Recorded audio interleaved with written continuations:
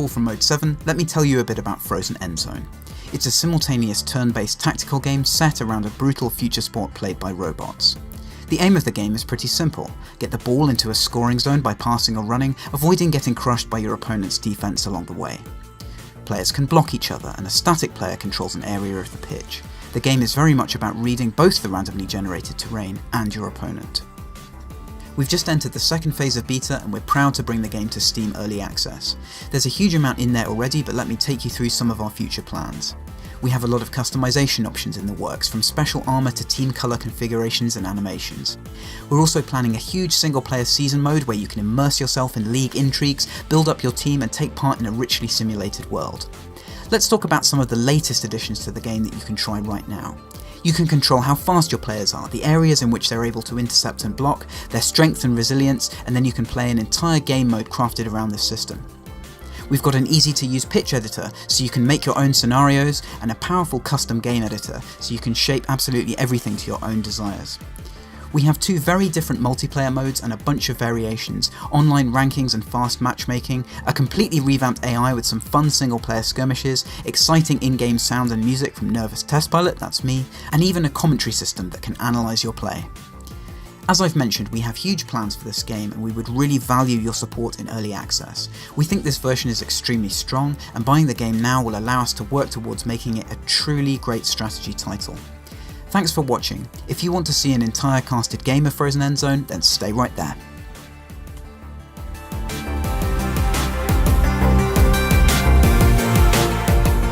Hello and welcome to this game between me and Bin. I am Paul, I'm in the green up here, and Bin is in the red here on defense.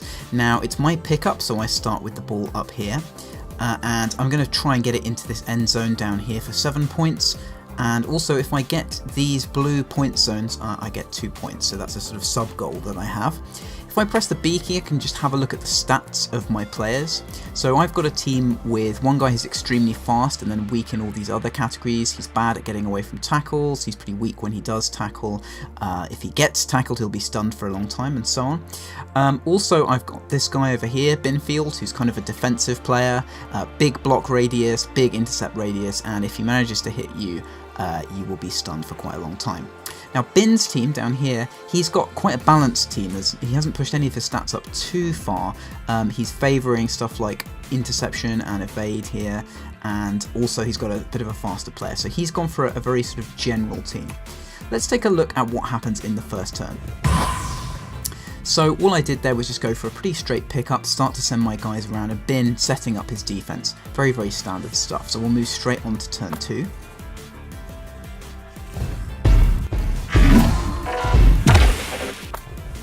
Here what I've done is just slip that pass out to the side.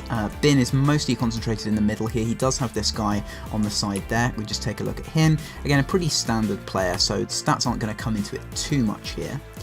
I don't really have that many options at this point, so you can see what I decide to do.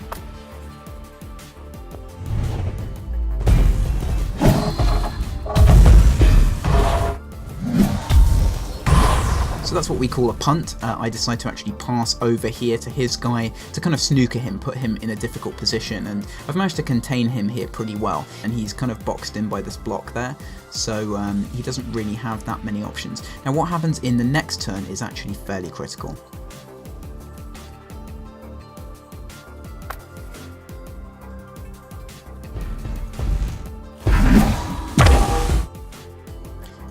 Just taking a look at that again, you can see that I moved my player from here to here. I think he was expecting me to keep him there, so he wanted to do the long punt out here.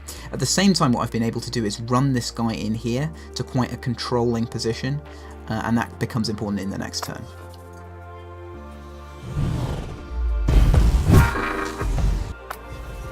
So there I'm just kind of threading the needle down there, this very fine angle with the pass. I think I did pick up a 2-point score right up there, but I've got a pretty clear route to the end zone all the way from here, just simply by making that move and catching him out on that punt.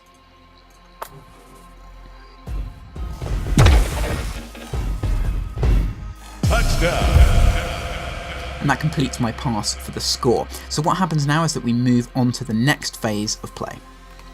Bin has the pick up here. As you can see, he's starting up at the top.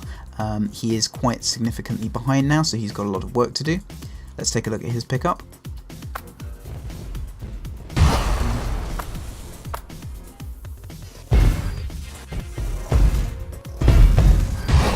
So he actually used quite a cunning tactic here, which is to move this guy down here, wait a little bit, and then send this unit up here to pick it up. Let's check the stats again. This guy actually gets a bit of a benefit when he picks up the ball. He's actually kind of setting himself up here for quite a good little position in order to try and push me back quite a lot. So let's take a look at the next turn. He actually decides to throw that ball right out to the side. Again, this side of the pitch kind of coming into play quite a lot during this match.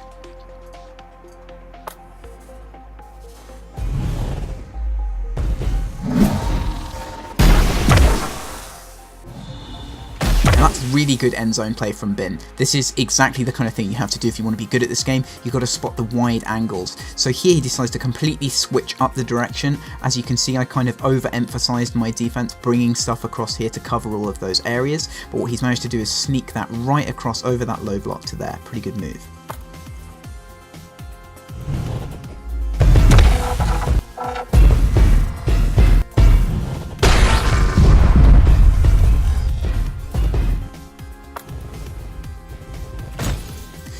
So he does actually manage to get quite a long way with this, and I do get the tackle in there, but that's not a great position for me. As you can see, I don't really have many options in terms of passing or running, so I pretty much have to punt from there.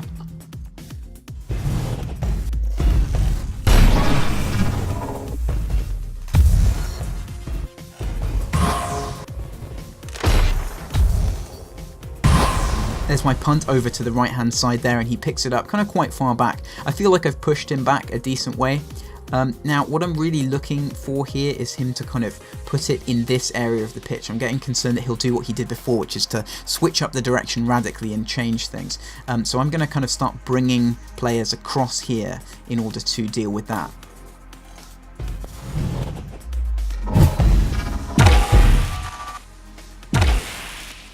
But Bin once again spots a really nice angle there. It's actually quite simple. He can just bring this to here. And what I've realised now is that I've completely overcommitted. I was so worried about him getting into this region and sort of leaving this space open that I moved this guy. I was really confident he was going to make the pass longer, but it just didn't work out. So I've now left him a big open space.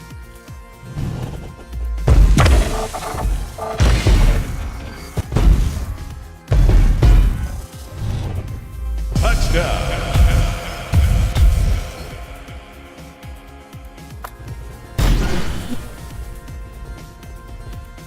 As you can see, that ends up being a total disaster for me, as he's able to run through here and pick up 2-point zones on the way.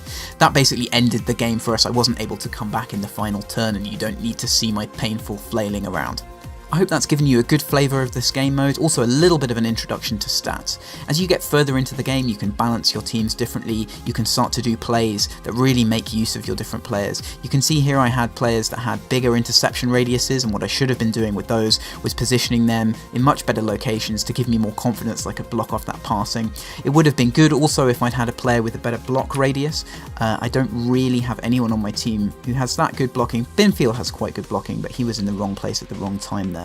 So again, it's really about sort of setting up your team, thinking about balance, and then using the positions of your players as best you can to your advantage.